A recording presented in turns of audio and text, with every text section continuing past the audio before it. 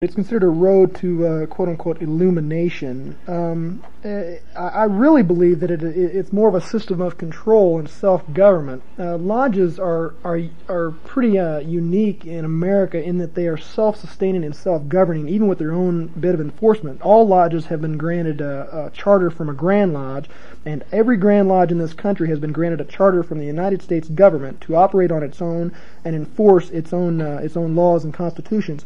If a police officer or any law enforcement officer walks into a lodge while in session, he not only does he not have arrest power, but that lodge immediately closes.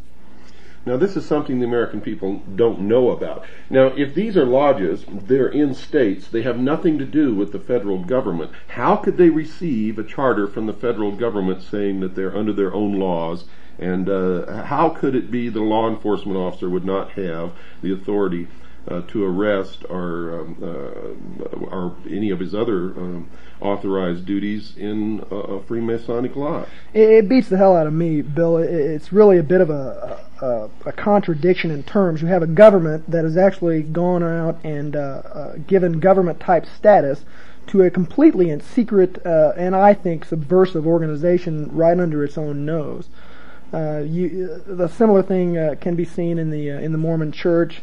And in other secret societies that are not nearly so famous as Freemasonry itself. The government has, by granting this charter, I believe, undermined its own stability as a functioning organization. Well, tell us about this charter again. Tell us again what you said before. I don't want anyone to miss this because it's very important. It shows how a secret government can be formed. It tells that these members of these secret societies literally have diplomatic immunity.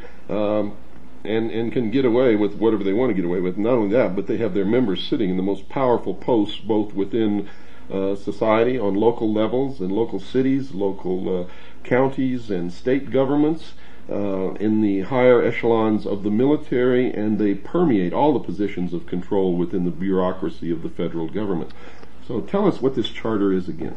Okay, it's a document put out by the federal government, and it can be any government in the world. To my knowledge, every government in the world has granted that has lodges in it has granted a sovereign charter to the Grand Lodges under its jurisdiction. I really haven't done enough research to speak at length on the nature of the charter or what it exactly implies universally for Freemasonry, but I do know for a fact that a law enforcement officer, and we have many law enforcement officers in our lodge, from state troopers to policemen to military policemen, they're not cops when they walk into the lodge. They leave their power, their badges, and their guns outside, and they do so willingly. That's a pretty good example, but I think the best example comes from the Knights of Malta. And here's another one for you guys out there that haven't done your homework. I'm reading from the glossary of a book entitled Freemasonry, A Celebration of the Craft, which is put out by the craft itself, and it defines Knights of Malta as a Christian Masonic degree based upon the medieval Knights Hospitallers and emphasizing the Christian virtues. Well, you can leave the Christian out of it if you like, but what's interesting about the Knights of Malta is they actually do have diplomatic immunity. As an organization, they can bring goods in and out of this country without going through customs, and they cannot be arrested or they cannot be detained or charged with any crime by any law enforcement officer in the country. They're above sovereign. As far as I know, they're above most government officials that are in the land. That's a fact, and they actually carry diplomatic passports. I know several people personally who are members of the Knights, the Sovereign Order of the Military Knights of Malta, and they carry diplomatic passports and they began as citizens of the United States of America. Now, what happens when a police officer, and most police officers we have discovered, or at least the ones who make law enforcement a career, and most, if not all, judges sitting upon benches in this country are Freemasons. What happens when you're speeding down a highway and you're stopped by a law enforcement officer? What happens when he sees the Masonic emblem on your windshield? Usually what you have is a direct turnaround in attitude. I myself am a young man.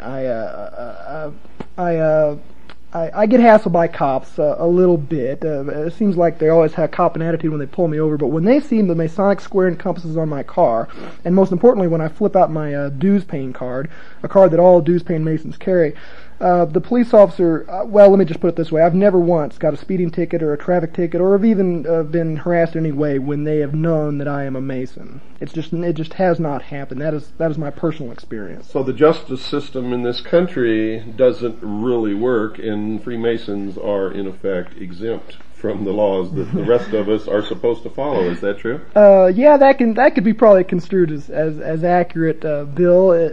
Although I disagree, it does work. It just doesn't work the way most people think it works. It works for them and with them and around them, and it works on the rest of you.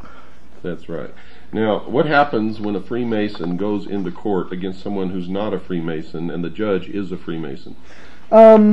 Okay, well, you have a very subtle interaction that goes on. All Masons are taught secret signs and secret words and secret phrases and this is some of the most, this is what they don't want revealed more than anything else.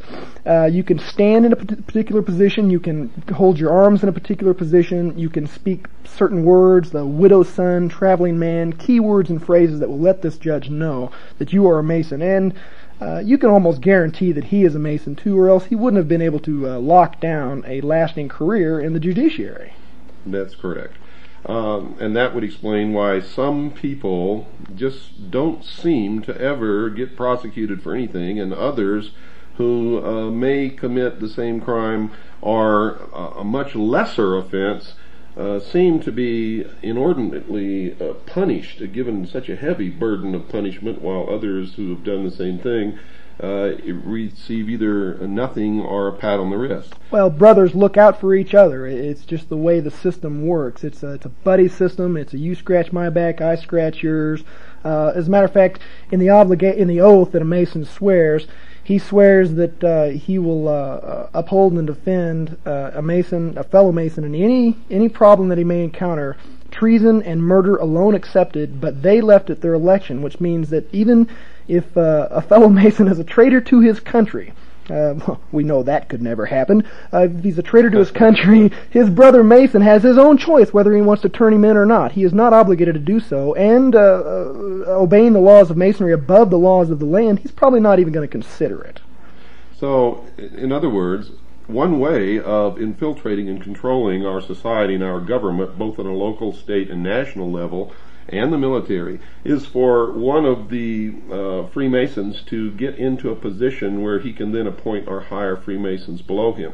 When people come to apply for that job, who gets the job?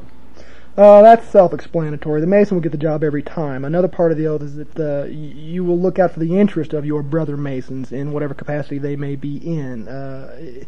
In fact, it could probably be construed that not giving the job to a brother Mason would bring serious repercussions if discovered inside the lodge, and may even be a violation of the oath.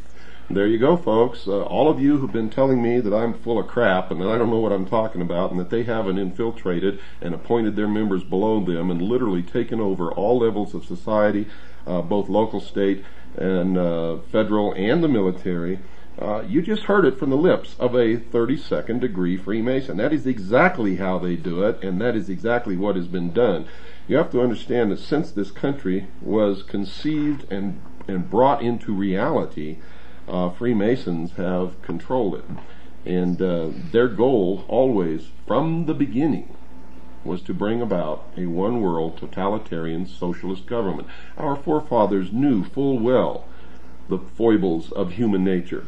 And this country was described in their own words as the great experiment. And the experiment, folks, was to find out if we truly could be responsible, could rule ourselves, would not give in to the foibles of human nature and give our country and our individual freedoms and rights away.